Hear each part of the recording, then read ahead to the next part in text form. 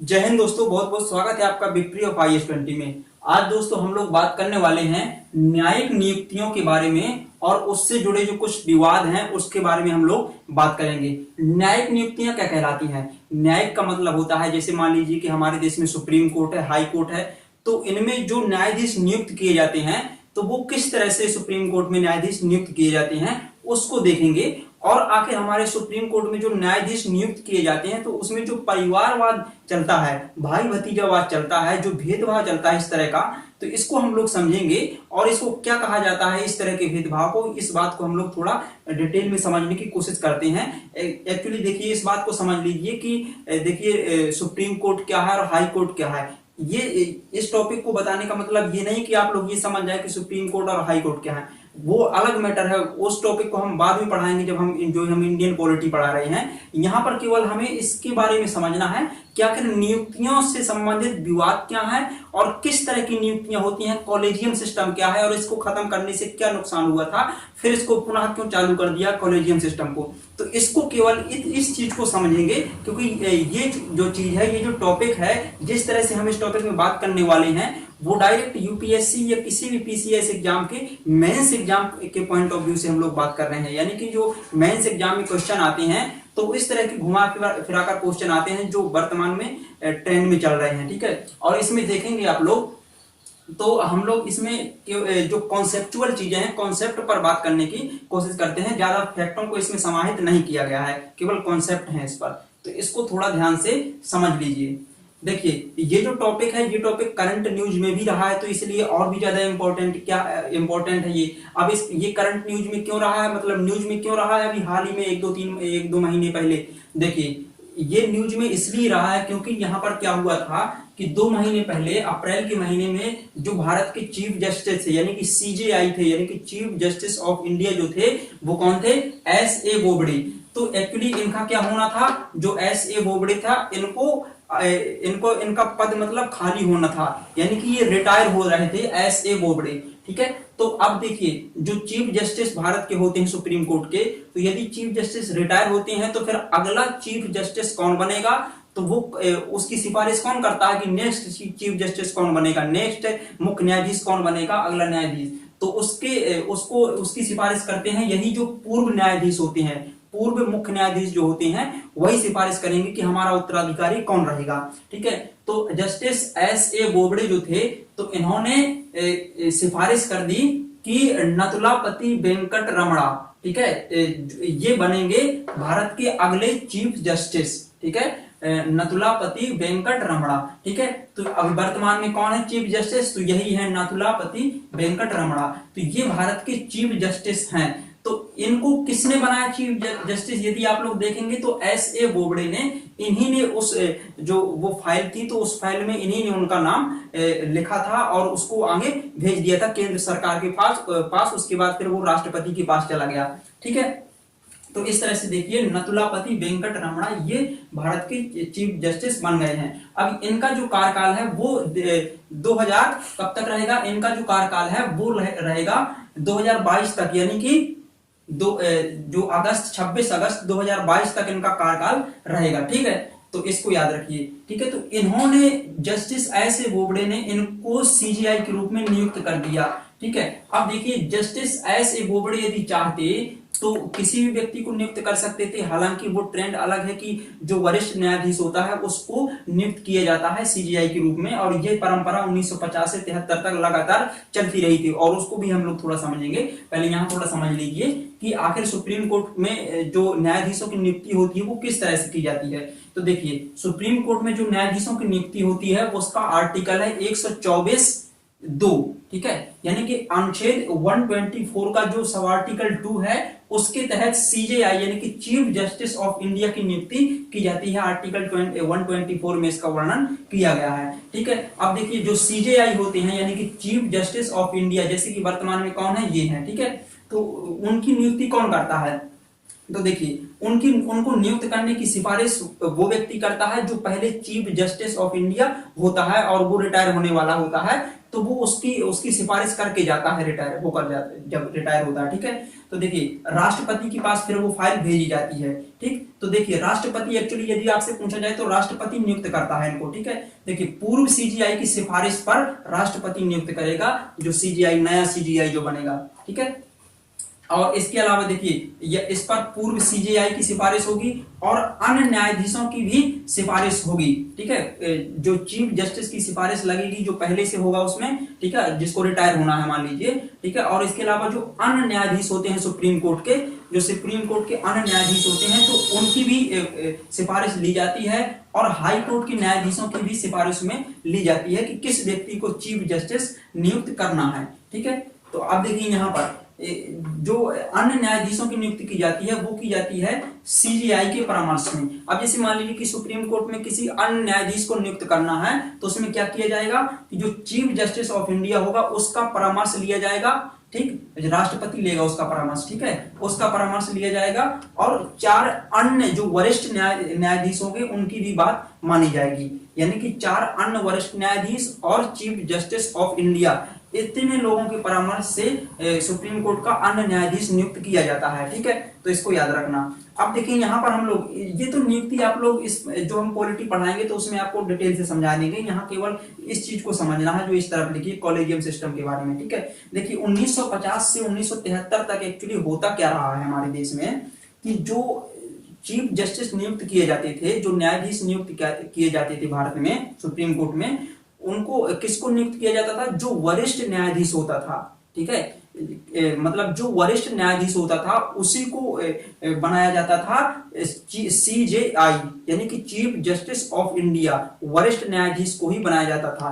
1950 से 1973 तक ये वरिष्ठता के आधार पर चलता रहा, लेकिन 1973 के बाद ये क्रम धीरे धीरे टूटने लगा। और कब टूटा? 1973 के बाद, जब एक जो न्यायाधीश था उसको नियुक्त कर दिया गया सीजीआई के रूप में, जबकि वो ज्यादा वरिष्ठ नहीं था, उससे भी ज्यादा वरिष्ठ लोग उस पर थे।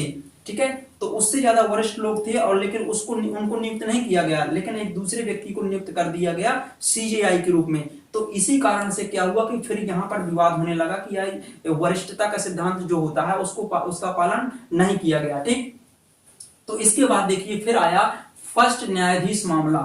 ठीक है, इसको बोला जाता है, ये जो फर्स्ट न्यायाधीश मामला है ये कौन सा था?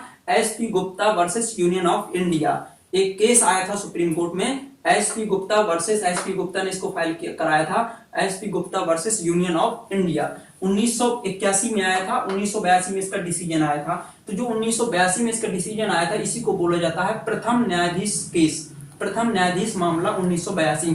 तो इसमें क्या कहा गया था इसको समझ लीजिए, ये सबसे ज्यादा इंपॉर्टेंट है कि प्रथम न्यायाधीश मामला में क्या कहा गया था। ठीक है, तो इसमें कहा गया था कि जो राष्ट्रपति परामर्श लेता है इससे, सीजेआई से, यानी कि चीफ जस्टिस से, ठीक है, तो वो परामर्श मतलब होगा कि विचारों का आदान प्रदान। जरूरी नहीं है कि राष्ट्रपति उस चीज को माने। ठीक है, जरूरी नहीं है कि राष्ट्रपति बाध्य हो चीफ जस्टिस ऑफ इंडिया के परामर्श को मानने के लिए, बस केवल विचारों का आदान प्रदान हो जाएगा। मतलब एक दूसरे के भाव जान लेंगे, उनका भाव क्या है, आंतरिक मन में इच्छा क्या है। ठीक है, तो केवल इतना था विचारों का आदान प्रदान, ये प्रथम न्यायाधीश मामले में कहा गया। लेकिन सेकंड न्यायाधीश मामले में क्या हुआ? देखिए यहाँ पर इस तरह से कह दिया गया, तो इसका मतलब यह हो गया कि न्यायपालिका में जब नियुक्तियां होती हैं उस पर कार्यपालिका की थोड़ी मनमानी होने लगी थी। ठीक है, यानी कि न्यायपालिका पर कार्यपालिका हावी होने लगी थी। तो इसी कारण से फिर द्वितीय न्यायाधीश मामले में सुप्रीम कोर्ट ने अपने पहले वाले फैसले को बदल दिया और क्या कहा 1993 में द्वितीय न्यायाधीश मामले में कि इस पर कॉलेजियम प्रणाली का विकास किया। अब देखिए कॉलेजियम प्रणाली क्या होती है? जो कॉलेजियम सिस्टम होता है सुप्रीम कोर्ट का, उसमें मुख्य न्यायाधीश होते हैं एक तो, और 4 अन्य न्यायाधीश, वरिष्ठ न्यायाधीश होते हैं। ठीक है, तो 5 लोगों से मिलकर बनता है कॉलेजियम। ठीक है, तो ये कॉलेजियम क्या करता है कि न्यायाधीशों की नियुक्ति करता है। क्या करता है? न्यायाधीशों की नियुक्ति करता है। जैसे मान लीजिए कि किसी व्यक्ति को, ठीक है, किसी व्यक्ति को न्यायाधीश के रूप में नियुक्त करना है, ठीक है, जो योग्य है न्यायाधीश के रूप में नियुक्त करने के लायक है, ठीक है, तो उसका नाम वो क्या करेंगे, नाम की एक फाइल बनाएंगे और फिर उसको केंद्रीय कानून एवं विधि मंत्रालय में भेज देंगे। फिर उसके बाद वो प्रधानमंत्री के पास से होकर के कहां पर जाएगी, राष्ट्रपति के पास, और फिर राष्ट्रपति उसको क्या करेगा, स्वीकृति देगा और उसको न्यायाधीश के रूप में नियुक्त कर देगा। ठीक है, और सुप्रीम कोर्ट का न्यायाधीश बनने के लिए योग्यता क्या होती है, किस व्यक्ति को वो लोग छांटेंगे, जो कॉलेजियम प्रणाली में लोग होंगे वो किसको छांटेंगे कि न्यायाधीश बनाना है सुप्रीम कोर्ट को, तो उस व्यक्ति को हाई कोर्ट में कम से कम 5 साल तक क्या न्यायाधीश रहा होना चाहिए। ठीक है, 5 साल तक उसने न्यायाधीश के रूप में काम किया उस हाई कोर्ट में। ठीक है, और इसके अलावा या फिर 10 साल तक वो वकालत की हो उसने हाई कोर्ट में। ठीक है, तो उस व्यक्ति को फिर, और वो भारत का नागरिक हो, ठीक, तो उस व्यक्ति को क्या करेंगे, कॉलेजियम प्रणाली के जो सदस्य होंगे, चीफ जस्टिस ऑफ इंडिया और 4 वरिष्ठ न्यायाधीश, तो वो लोग उसकी फाइल बना करके उसका नाम, उसके नाम की, और उसको भेज देंगे केंद्रीय कानून और विधि मंत्रालय के पास। फिर इसके बाद वो राष्ट्रपति के पास जाएगा, राष्ट्रपति उसको स्वीकृति देगा, तो फिर वो क्या बन जाएगा, न्यायाधीश बन जाएगा। ठीक है, तो देखिए 1993 में कॉलेजियम प्रणाली विकसित हुई। कॉलेजियम प्रणाली किस लिए विकसित हुई थी कि न्यायाधीशों की नियुक्ति करेगा। ठीक है, पहले क्या होता था कि न्यायाधीशों की नियुक्ति करने के लिए राष्ट्रपति और कार्यपालिका की थोड़ा ज्यादा मनमानी चल जाती थी, और चूंकि आप लोगों को पता है कि जो सुप्रीम कोर्ट है वो पूरी तरह से स्वतंत्र है, मतलब कि न्यायपालिका स्वतंत्र है, तो ऐसे में यदि उनको नियुक्त करने में यदि कार्यपालिका की चलेगी तो उसकी स्वतंत्रता में कहीं ना कहीं कमी आ जाएगी। तो इसी कमी को, ये कमी ना आ पाए, तो इसीलिए कॉलेजियम प्रणाली बनाई गई ताकि जो न्यायालय में लोग नियुक्त किए जाते हैं, जो न्यायाधीश के पद पर नियुक्त किए जाते हैं, तो उनको उन्हीं लोगों के द्वारा नियुक्त किया जाए ताकि उनकी स्वतंत्रता बरकरार बनी रहे। ठीक है, तो देखिए यहाँ पर क्या किया गया, कॉलेजियम प्रणाली के बाद सीजेआई का परामर्श प्लस 2 वरिष्ठ न्यायाधीशों का परामर्श लिया जाएगा। ठीक है, जिस व्यक्ति को न्यायाधीश बनाना है तो राष्ट्रपति परामर्श लेगा किससे, चीफ जस्टिस ऑफ इंडिया से और 2 वरिष्ठ न्यायाधीशों से। अब इन लोगों का परामर्श जाएगा, फिर राष्ट्रपति क्या हो जाएगा, उस व्यक्ति को भी नियुक्त करेगा और राष्ट्रपति की बाध्यता हो जाएगी।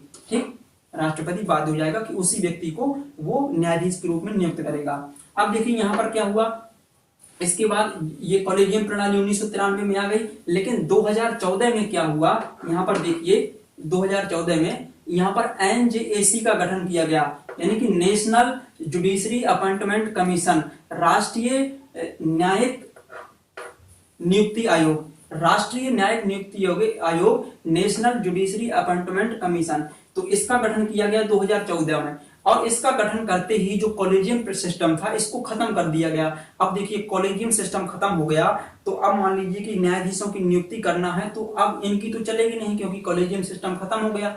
तो अब यहाँ पर क्या आ गया, एक नया नियुक्ति आयोग आ गया जिसमें कार्यपालिका यानी कि केंद्र सरकार की भी थोड़ा बहुत राय ली जाएगी। तो ऐसे में क्या हो गया कि इसकी स्वतंत्रता थोड़ा थोड़ा कम होने लगी न्यायपालिका की, क्योंकि जो लोग नियुक्त करते हैं उनको, उन लोगों की बात में वो लोग बात मानते हैं जो नियुक्त होकर आते हैं न्यायाधीश। ठीक है, तो इसीलिए इस पर सरकार को अलग रखा गया है ताकि सरकार की कोई वहां पर मनमानी ना चले इस जो न्यायिक प्रक्रिया में। ठीक है, तो इसलिए देखिए यहाँ पर एनजेएसी का गठन किया गया, और एनजेएसी में सीजेआई जो होते हैं वो पदेन अध्यक्ष होते हैं। ठीक है, और हर जो हाई कोर्ट होते हैं उसके मुख्य न्यायाधीश उसके पदेन अध्यक्ष होते हैं। ठीक है, 2 वरिष्ठ न्यायाधीश जो होते हैं वो भी उसके पदेन अध्यक्ष होते हैं, एनजेएसी के होते थे। ठीक है, लेकिन 2015 में फिर से इसको समाप्त कर दिया गया एनजेएसी को, और पुराना कॉलेजियम सिस्टम जिसको 1993 में लाया गया था फिर से वो बरकरार कर दिया गया। तो आप लोग समझ रहे होंगे कि कॉलेजियम सिस्टम कितना इंपॉर्टेंट है। कॉलेजियम सिस्टम का काम क्या है कि न्यायाधीशों को नियुक्त करना। ठीक, तो ये बात आप लोग समझ चुके होंगे। अब देखिए यहाँ पर थोड़ा हम लोग इस चीज पर चर्चा जरूर करेंगे कि कॉलेजियम सिस्टम जो चल रहा है उसके चैलेंजेस क्या हैं, यानी कि कॉलेजियम सिस्टम की चुनौतियां क्या हैं, और इतनी ही बात हम लोग यहाँ पर करेंगे अब थोड़ा। ठीक है, देखिए कॉलेजियम सिस्टम में सबसे बड़ी चुनौती तो ये है कि यहाँ पर परिवारवाद ज्यादा चलता है। जैसे मान लीजिए कि कोई अभी भारत का मुख्य न्यायाधीश है, ठीक है, क्या है, मुख्य न्यायाधीश, तो जब उसका पद खत्म हो रहा होगा यानी कि वो रिटायर हो रहा होगा, तो वही मुख्य न्यायाधीश सिफारिश करेगा कि अगला कौन मुख्य न्यायाधीश बनेगा। ठीक है, तो वो जो मुख्य न्यायाधीश होता है वो ऐसे व्यक्ति को चुनता है जिससे उसके कुछ पारिवारिक संबंध होते हैं, ठीक है, या फिर व्यवहारिक संबंध होते हैं, तो अपने ही संबंधियों को कहीं ना कहीं वो लोग चुनते हैं। और इसी तरह से अन्य न्यायाधीशों की नियुक्ति में भी होता है कि वो लोग अपने संबंधित लोगों को ही चुनते हैं, उन्हीं के नाम चुने जाते हैं। ठीक है। तो इस तरह से जो न्यायपालिका की नियुक्तियों में जो भाई भतीजावाद या फिर परिवारवाद जो चलता है उसको हम बोलते हैं न्यायालय की भाषा में अंकल सिंड्रोम। ठीक है। तो यदि आपसे पूछा जाए कि अंकल सिंड्रोम क्या कहलाता है, तो अंकल सिंड्रोम का मतलब ये है कि जो न्यायपालिका में नियुक्तियां की जाती हैं उसमें जो परिवारवाद चलता है, जो भाई भतीजावाद चलता है, कि मतलब उस न्यायाधीश का बेटा ही न्यायाधीश बनेगा। ठीक है। तो इस चीज को बोलते हैं अंकल सिंड्रोम। ठीक है। अंकल सिंड्रोम देखिए यहां पर समझ लीजिए कि एक 70 के दशक में एक न्यायाधीश थे। ठीक है। अंकल सिंड्रोम का उदाहरण दे रहे हैं हम लोग। ठीक है। 70 के दशक में 1970 के दशक में एक न्यायाधीश थे भारत के, जिनका नाम था हंसराज खन्ना। क्या नाम था? हंसराज खन्ना। तो हंसराज खन्ना जो 70 के दशक में न्यायाधीश थे, अभी उन्हीं के परिवार का एक व्यक्ति है जिसका नाम है संजीव खन्ना। ये क्या है? न्यायाधीश है सुप्रीम कोर्ट में। ठीक है। तो इससे आप लोग समझ सकते हैं कि कहीं ना कहीं इसमें परिवारवाद ज्यादा हावी हो जाता है जो कॉलेजियम सिस्टम है इसमें। और कॉलेजियम सिस्टम में जो नियुक्तियां की जाती हैं उसमें यह भी नहीं आपको पता चलता है कि किस व्यक्ति का नाम चुना गया है और क्यों चुना गया है। उस व्यक्ति में ऐसी कौन सी क्वालिटी थी कि केवल उसी का नाम मुख्य न्यायाधीश के रूप में नियुक्त किए जाने के लिए चुना गया है। ठीक है। तो इसकी पूरी जो प्रक्रिया होती है वो गुप्त रखते हैं ये कॉलेजियम सिस्टम में। ठीक है। और कॉलेजियम सिस्टम में सीजेआई रहता है और 4 अन्य लोग उसमें सदस्य रहते हैं। ठीक है। तो इतने लोगों को मिलाकर ये कॉलेजियम प्रणाली का निर्माण होता है। ठीक है। अब देखिए सुप्रीम कोर्ट, अगर देखिए सुप्रीम कोर्ट और हाई कोर्ट जैसी संस्थाओं में इस तरह का भाई भतीजावाद परिवारवाद चलता है, ठीक है, तो उसकी वजह से क्या होता है कि ज्यादा लोगों की नियुक्तियां नहीं हो पाती हैं। जो लोग टैलेंटेड होती हैं रियल में वो सामने नहीं आ पाती हैं। ठीक है। और इसी का परिणाम है कि आप लोग देख रहे होंगे कि आज सुप्रीम कोर्ट और हाई कोर्ट में लाखों केस पेंडिंग में पड़े हुए हैं। देखिए सुप्रीम कोर्ट में कुल जो 34 न्यायाधीश होते हैं सीजीआई को शामिल करके, ठीक है, तो उनमें से 7 पद अभी रिक्त हैं। ठीक है। तो अब देखिए 7 पद रिक्त हैं, इनको भरा जाना चाहिए कि नहीं भरा जाना चाहिए? बिल्कुल भरा जाना चाहिए। यदि ये लोग आएंगे तो और भी जो न्यायिक प्रक्रिया है वो थोड़ा तीव्र गति से चलेगी। जो पेंडिंग में केस पड़े हैं वो भी सॉल्व हो जाएंगे। ठीक है। इसी तरह से हाई कोर्ट में देखा जाए तो लगभग 420 पद अभी रिक्त पड़े हैं सभी देश में जितने भी हाई कोर्ट है सभी में मिलाकर। ठीक है। 420 पद रिक्त पड़े हुए हैं। तो अब इन पदों को भरा जाना चाहिए, है ना, तभी तो ये जो न्यायिक प्रक्रिया है वो थोड़ा तीव्र गति से चलेगी, वरना हमारे देश में ढेर सारे केस पेंडिंग में पड़े रहेंगे। और आप लोगों को पता है देखिए कि यदि जो व्यक्तियों को न्याय चाहिए, ठीक है, यदि वो न्याय समय पर नहीं मिलता है तो वो न्याय नहीं है, वो अन्याय ही है।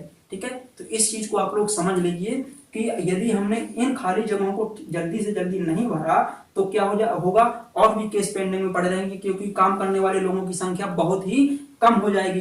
ठीक है। तो वो केस जल्दी जल्दी सॉल्व नहीं कर पाएंगे, तो इसलिए न्यायिक प्रक्रिया में थोड़ा देरी आ जाएगी। और लोगों को जैसे मान लीजिए कि किसी का कुछ आज हुआ है और उसको 1 साल 2 साल बाद न्याय मिलता है, तो वो न्याय किस काम का है? ठीक है। वो तो फिर ऐसा खुदा वाली कहानी हो जाती है कि खुदा के घर में देर है अंधेर नहीं। ठीक है। तो ऐसा नहीं है, यहाँ पर देर हो जाती है देखिए, तो उससे उसका उन चीजों का महत्व घट जाता है। ठीक है। तो देर से मिला न्याय अन्याय के बराबर ही होता है। ठीक। तो कॉलेजियम सिस्टम तो आप लोग समझ गए होंगे। और इस चीज को देखिए जी कि इनकी नियुक्ति किस प्रकार से की जाती है, इसको हम किसी एक अलग से वीडियो में, जो हम पॉलिटी की सीरीज चला रहे हैं उसमें तो पढ़ाएंगे, जो ये टॉपिक क्रम से आएगा कि किस तरह से चीफ जस्टिस ऑफ इंडिया की नियुक्ति की जाती है। आर्टिकल 24 से लेकर 147 तक में क्या है। ठीक है। जो सुप्रीम कोर्ट है उसको 124 से 147 तक में बताया गया है। ठीक है। इसी तरह से देखिए हाई कोर्ट में भी, जो हाई कोर्ट होता है वहां पर जो मुख्य न्यायाधीश की नियुक्ति की जाती है वो है 217 आर्टिकल के अनुसार। तो उसको भी हाई कोर्ट जब टॉपिक पढ़ाएंगे तो हाई कोर्ट में उसको पढ़ाएंगे। यहाँ पर इसको आप लोग किसी भी तरह से समझ करके जो हमने समझाया है उसको आप लोग इसमें से वो सार निकालिए जो आपके मेंस एग्जाम में आ सकता है, क्योंकि ये जो टॉपिक हमने जिस तरह से इसको डिजाइन किया है ये मेंस एग्जाम के हिसाब से ज्यादा इंपॉर्टेंट है, ना कि प्री एग्जाम के हिसाब से। ठीक है। तो इसको आप लोग याद रखिए। और ये मेन चीज थी कि जो अभी जो सीजीआई का चेंज हुआ है, एक रिटायर हुए हैं और दूसरे आए हैं, तो उसी की वजह से ये थोड़ा टॉपिक हाईलाइट हो गया है। ठीक है। तो इसको आप लोग समझ गए होंगे। अब हम मिलते हैं किसी नेक्स्ट अच्छी वीडियो के साथ में, तब तक के लिए जय हिंद।